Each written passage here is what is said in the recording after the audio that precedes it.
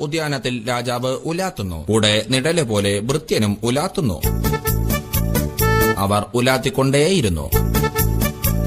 വിശ്രമമില്ലാത്ത ഉലാത്തൽ, നിരന്തരമായ ഉലാത്തൽ.